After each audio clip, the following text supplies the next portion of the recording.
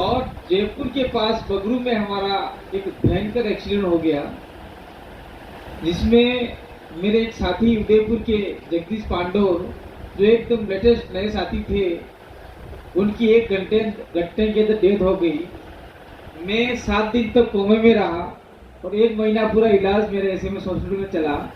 इसे थोड़ा बोलने में भी थोड़ी हल्की फुल्की दिक्कत है और अभी भी दवाई खा रहा हूँ, ब्रेन की खा रहा हूँ और डॉक्टरों ने कहा है कि 1 साल और खाना पड़ेगा। इसीलिए लोग मुझे यहाँ चलाने आए, उतारने आए कि ये आदमी कितना हमारे समाज के लिए, किसान के लिए, आदिवासी के लिए, दलित के लिए, OBC के लिए कितना इम्पोर्टेंट रखता है। इसलिए इसको जिंदा रखना जरूरी है, इसलिए लोग मुझे चलाने और उतारने के लिए आए। अब मैं ज्यादा बात स्टार्ट करने से पहले मैं अपना परिचय दे दूं। मैं पेशे से एक बेरोजगार युवक हूँ। मैं MA किया है, पॉलिटिकल साइंस सोशोलॉजी से, PGDC किया है, B.Ed किया है और जब से मैंने होश संभाला तब से मैंने दलित और आदिवासियों की छात्रवृत्ति मिलती थी कॉलेज के अंदर, उसको समय पे नहीं मिलते थे तो हम लोग आंदोलन करते थे छात्र जीवन से ही। तो धीरे धीरे हमने इसको आगे बढ़ाया और आगे बढ़ाने के बाद में हमने एक प्लेटफॉर्म हमको मिला कि एक विचारधारा हमने डेवलप किया आदिवासी परिवार की, और आदिवासी परिवार के अंदर से हमने सामाजिक संगठन को निकाला। और सामाजिक संगठन में आपका बिल प्रदेश विद्यार्थी मोर्चा, बिल प्रदेश मुक्ति मोर्चा, बिल प्रदेश के जितने भी मोर्चे वो हमने बनाए और बिल प्रदेश विद्यार्थी मोर्चा इतना सक्रिय हो गया। और हमारा जो संभाग है उस संभाग के अंदर हमने जितने भी सरकारी कॉलेजें हैं उस सरकारी कॉलेज में एक नामी गिरामी दल के छात्र संगठनों को हराकर कब्जा कर लिया और आज भी उदयपुर जो पुराना संभाग है उस पर हमारा कब्जा है। ये हमने इतना काम करके दे दिया। अब बात आती है कि हम लोगों को आगे कैसे काम करना चाहिए। हम लोगों को काम, जैसे आप लोगों ने यहाँ लिखा, राजस्थान आदिवासी किसान मजदूर संगठन, और मैं तेजवी सिंह जो बैठे हुए उनका धन्यवाद देना चाहता हूँ, सांगा जी का धन्यवाद देना चाहता हूँ, राजू जी का धन्यवाद देना चाहता हूँ। ये लोग हमारी आदिवासी शहीद स्थली मानगढ़ धाम पर आए थे, जो आपका पंजाब में अमृतसर में हुआ था जलियांवाला बाग कांड जो 1919 में हुआ। उससे पहले हमारा 1913 में हो चुका था, जहां पे 2000 से ऊपर आदिवासी मारे गए थे। वहां पे ये आए और वहां पर आकर उन्होंने सोचा, समझा और हमारी भावनाओं को समझा और वो लोग सारी हमारा विचारधारा समझ गए, पढ़ गए 1 दिन के अंदर। और उन्होंने SKM के झंडे, मजदूर जिनके जितने भी संगठन चलते किसानों के, उनके झंडों के बैनर तले बिल प्रदेश की डिमांड की, 5वीं अनुसूची की डिमांड की और उनके मांग पत्र में 5वीं अनुसूची को डाला। ये उसके लिए हम लोग उनके लिए बहुत बहुत धन्यवाद देते हैं। पूरा बिल प्रदेश आपका आभारी बना रहेगा। आपने देश के पटल पर इस आवाज को बुलंद किया। साथियों, हम लोग एक हॉल में बात कर लेंगे, सेमिनार में बात कर लेंगे, लेकिन ओरिजिनली जब बात आती है, जब हम लोग गांव धरातल पर नहीं जाएंगे तब तक काम संभव नहीं। वहां जाके हमको लोगों को जोड़ना पड़ेगा। धर्मा धाकड़ जी ने कहा, वो पीछे बैठे हुए ग्राम सभा, वहां से हमको उठना पड़ेगा। और मैं यहाँ पे हमारे जितने भी सिख भाई बैठे हुए, जाट भाई बैठे हुए, उनको कहना चाहता हूं, सरकार ने ये बात इससे संबंधित नहीं है, लेकिन मैं इसके मार्फत से कहना चाहता हूं, गवर्नमेंट ने आपकी एक पंचायत होती है खाप पंचायत, खाप पंचायत के ऊपर बैन लगाने का जो प्रयास किया उसको बैन नहीं लगा सकती, क्योंकि आदिवासियों में भी बहुत सारी पंचायतें होती हैं, उसमें रूढ़ी और परंपरा निहित है। और आपकी खाप पंचायत में भी रूढ़ी और परंपरा निहित है। और रूढ़ी और परंपरा जिस समाज में जिंदा रहती है वहां पे संविधान भी गौण हो जाता है।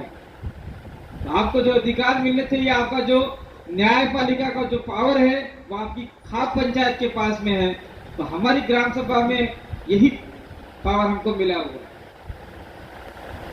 तो आदान प्रदान विचारों का नहीं होगा तो हम लोग आगे नहीं बढ़ पाएंगे। मैं एक बात और कहना चाहता हूं, ये लोग जब हमारे मानगढ़ धाम पर आए थे और जब उन्होंने भाषण दिया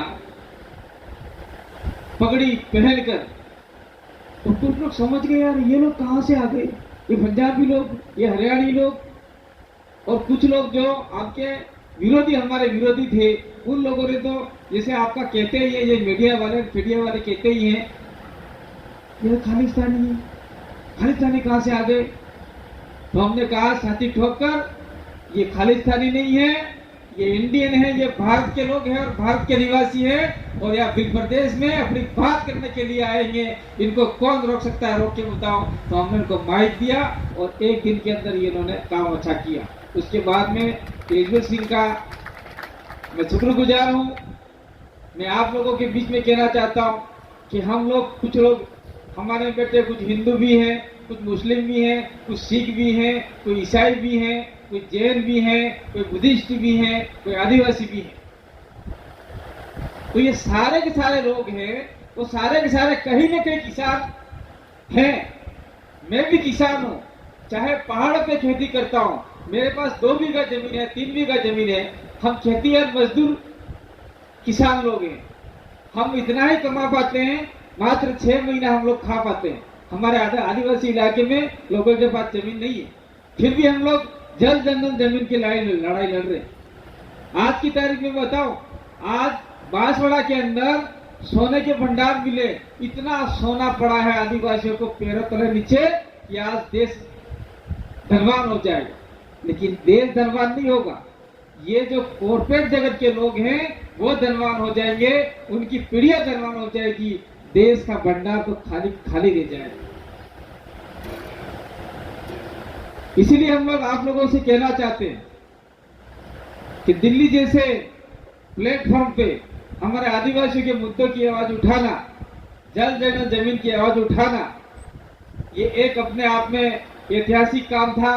और निश्चित रूप से हम लोग आपको वादा करना चाहते हैं कि जिस प्रकार से आप लोग दिल्ली के अंदर संघर्ष कर रहे हैं, ठीक उसी प्रकार से हम लोग मध्य प्रदेश, गुजरात, राजस्थान और महाराष्ट्र जो इलाका है हमारा टेरिटरी का, जहाँ पे भीलों की संख्या ज्यादा है, भील आदिवासियों की, तो पंजाब के लोग पंजाबी बोलने के कारण वहाँ पंजाब पड़ा, गुजरात के लोग गुजराती बोलने से गुजरात पड़ा, मराठ के लोग मराठा बोलने से मराठी पड़ा, महाराष्ट्र पड़ा। ठीक उसी प्रकार से बोडो, नागालैंड वगैरह वगैरह जो भी हैं।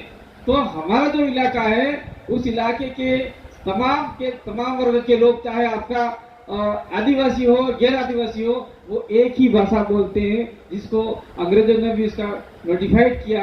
1905 के अंदर जॉर्ज गिरिसन ने सर्च करने के बाद में लिखा कि उदयपुर, भीलवाड़ा से लेके आपका भोपाल तक और भोपाल से लेके बॉम्बे तक जो लोग रहते हैं वो भील समुदाय के लोग हैं, और जो बोली जाती है, भाषा बोली जाती है, वो भीली या भीलोड़ी है।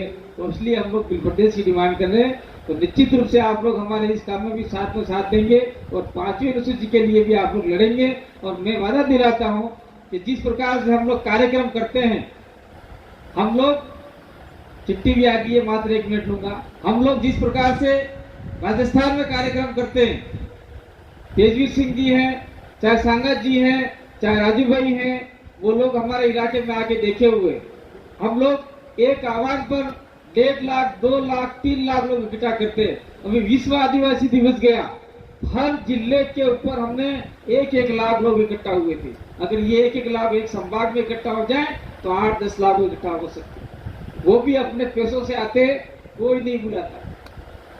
मैं कहना चाहता हूँ कि कहीं भी आप लोग हमको आह्वान करेंगे तो निश्चित रूप से हम लोग आपके काम को पूरा करेंगे। अभी एक आह्वान हुआ था कि आप भी रैली करो किसान की, तो हमारे बीच में आज थावरचंद जो हमारा एमएलए वो नहीं आया है, लेकिन उसने ट्रैक्टरों के साथ में पहली बार रैली निकाली। लोग समझ गए यार ये पंजाबी लोग यहाँ कहाँ से आ गए, तो इसी पगड़ी बांध के रैली निकाली। दरियावाद के अंदर प्रतापगढ़ जिला है। तो मैं अंत में इतना ही कहना चाहता हूँ कि हम लोग आपस में कंधे से कंधा मिला के चलेंगे। और तेजवीर सिंह जी, अम्बाला जी और राजीव भाई ने हमको जो एक निमंत्रण दिया था, अगर आप लोग दिल्ली में कभी भी आंदोलन करने के लिए आओगे, चाहे बिल प्रदेश के लिए हो, चाहे आपका 5वीं अनुसूची के लिए हो, तो हम लोग लंगर लगाने की जिम्मेदारी देते हैं। तो निश्चित रूप से हम आप लोग का लंगर खाने के लिए तैयार हैं। लंगर खाएंगे आपसे और किसानों की भी बात करेंगे, हमारे आदिवासियों की बात करेंगे, मजदूरों की भी बात करेंगे। मैं अंत में एक बात कहना चाहता हूं कि हमने जितने भी हमारे काम हैं वो काम हम लोग तो कर रहे हैं, लेकिन विधानसभा और लोकसभा में जब तक हमारी विचारधारा युक्त आदमी नहीं भेजेंगे, हम किसी भी पार्टी के ऊपर भरोसा नहीं कर सकते। कांग्रेस के ऊपर करके देख लिया, वो सॉफ्ट कॉर्नर अपनाती है। बीजेपी के ऊपर कर लेके देख लिया, भाजपा के ऊपर वो गुंडे बदमाशी अपनाती है, दूसरी पार्टियां भी अपनाती है।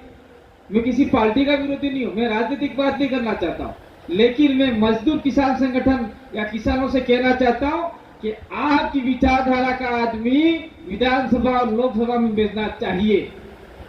जैसे हमने राजस्थान की विधानसभा में हमारे 3 आदमी भेजे, तो वहां के जो आदिवासी कांग्रेस और बीजेपी से आते थे, पहले चुपचाप बैठे थे, चाहे समोसा खा के चले जाते थे, वो भी अब बोलने लगते।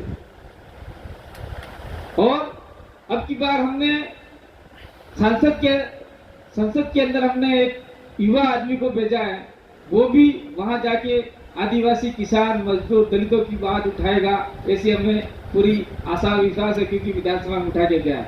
मैं अंत में ये कहना चाहता हूँ कि दिनेश तो थोड़ा दे इधर आ जा, दिनेश दौड़ के आ चल, या खड़ा है सब तेरे को सब लोग देख पाए। ये इधर उधर चुक जा, इधर उधर हाथ उधर इधर इधर इधर इधर खड़ा है, हाँ बस हाथ खड़ा कर दे। ये छोरा कितनी उम्र का होगा आप बता सकते हैं कोई? दिनेश कितनी उम्र तेरी? 25 है, 25 साल है, लेकिन लगता है ये 17-18 साल का होगा, सही लगता है। जा बैठ जाइए। तो इसका भाई और हम लोग आ रहे थे, उसके बाद में मैंने कहा कि इसके भाई की तो मौत हो गई है, चुनाव लड़ेगा तो यही बच्चा लड़ेगा, तुम्हारा ही लड़ेगा। और ये बच्चा, मैं आप बिलीव नहीं कर सकते कि ये बच्चा 46,000 वोट लेके आया, बिना पैसों से 46,000 वोट।